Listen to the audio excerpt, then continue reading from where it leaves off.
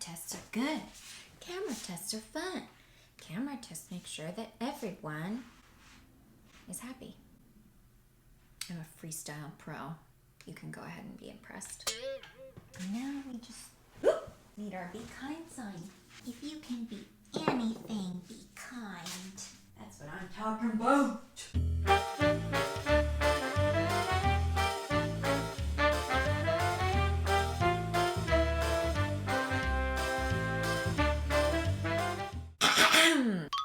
Greetings, friends. Welcome back to the channel. And if it's not a welcome back and just a regular old welcome, thank you for clicking on over today. If you happen to like content that's nerdy, positive, comedic, and kind, then go on ahead and hit subscribe. Thank you. In today's midweek moment, we're covering just another week in 2020, folks. Lions and wildfires and COVID deniers. Oh my! Here we go. Last week, I obsessed over Selena Gomez's cat eye tutorial. And this week, I ixnayed the IA, and I just obsessed over a cat. Let's watch.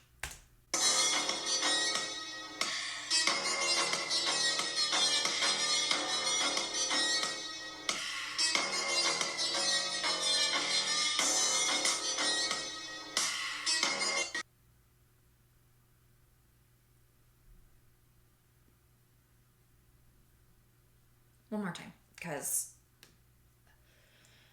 oh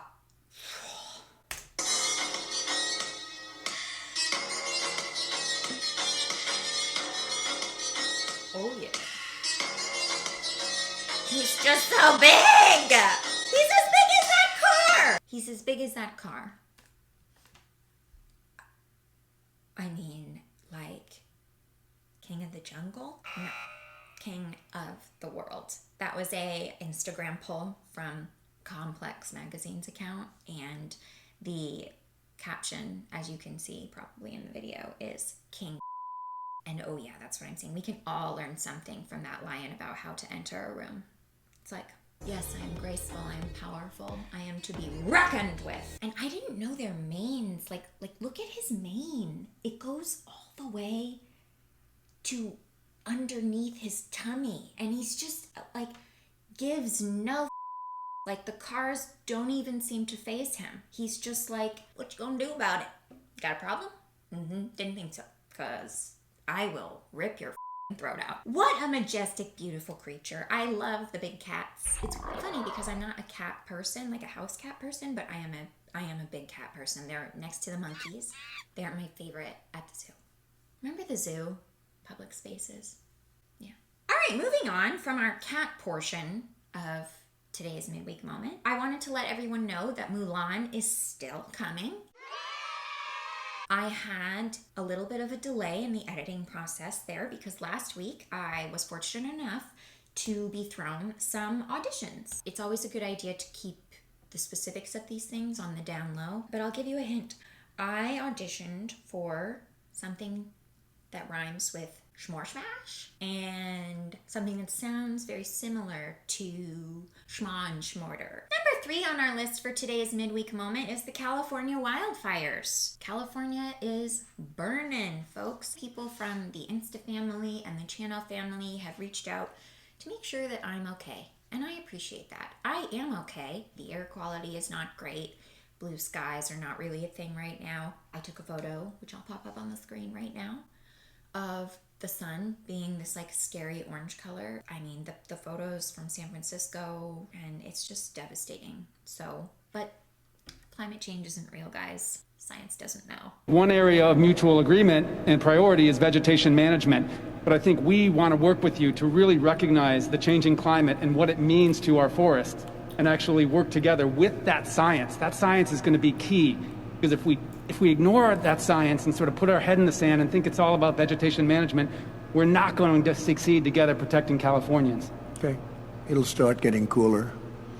You just watch. I wish science agreed with you. Hey, well, I don't think science knows, actually. How can science not know? Science is science. The Merriam-Webster Dictionary defines the word science, a noun, as the state of knowing.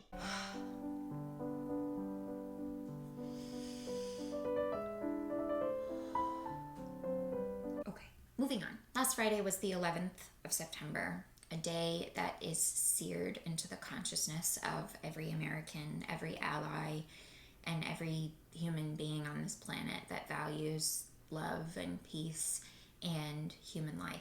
I know I'm not alone when I say I remember exactly where I was when the towers were hit. I remember the sound of my mother's voice from the other room telling my dad to turn on the TV. I remember knowing instantly that something wasn't right. I remember that it was a foggy day, or maybe that's just my mind remembering how strange it all was. And there's this one image that I have from that day that I'll never forget. Going to school, the day was cut short and parents were present for a lot of it. I don't know if we were all preparing to go home or if it was like a break we were all taking, but the kids were outside at recess. I was just 10 years old. So the kids were outside playing, and I just remember looking over at some of the parents, mostly moms, and they were huddled together looking on at us, and their arms were crossed and their brows were furrowed, and they were just kind of speaking with one another. And I knew something wasn't right, but I didn't really understand the depth of it then, but I understand it now. That was uncharted territory. Americans had been attacked on American soil. We all watched thousands of our own die. We all watched first responders run into burning buildings to save their fellow Americans. And we watched our fellow citizens mourn unimaginable loss. And through all of the scary things that I remember on 9/11, what I also remember is unity. I remember we came together. Out of many, we were one, e pluribus unum. And that's something we have written on our currency. That's something that we consider a de facto motto. Out of many, one. And on September 11th, 2001, America was in fact one. We lived up to that standard. And in 2020, fast forward 19 years, Americans have lost nearly 70 times as many people as we lost on 9/11. And on 9/11, those nearly 3,000 deaths, we all took personally. It didn't matter if they were our mothers or our fathers or our sisters or our brothers or our friends or our chosen family members. We mourned them like they were our own. And now we watch as the death toll rises every day, and we still have people protesting our efforts to stop it. These losses are preventable. Every day that I see Americans die, I take it personally, just like we all did on September 11th. Every life lost that day was a tragedy, a sadness that lives inside of me and all of us.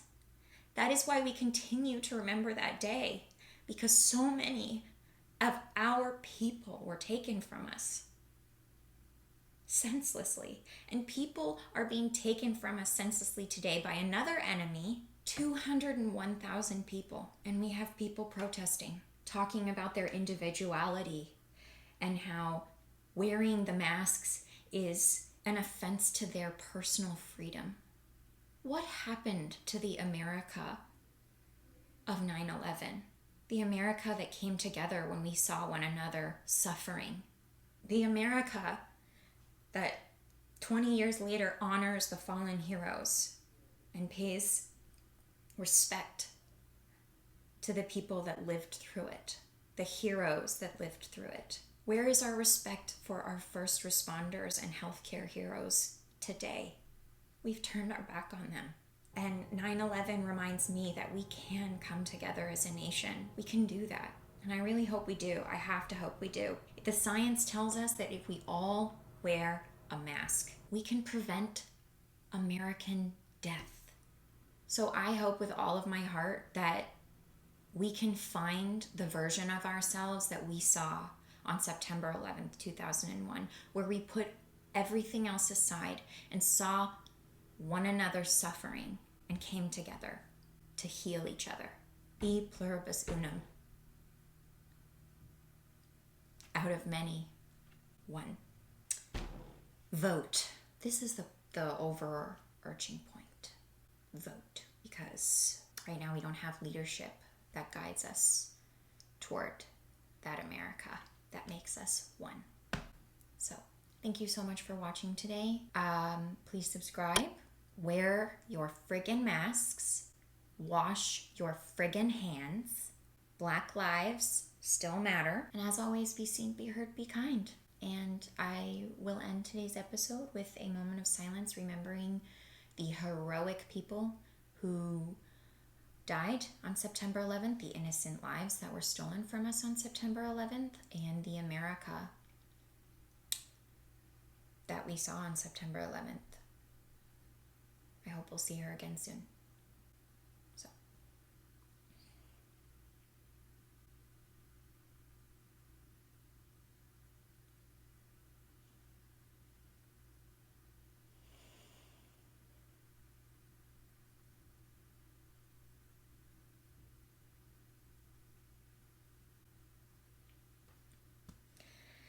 Enjoy the rest of your week, everyone.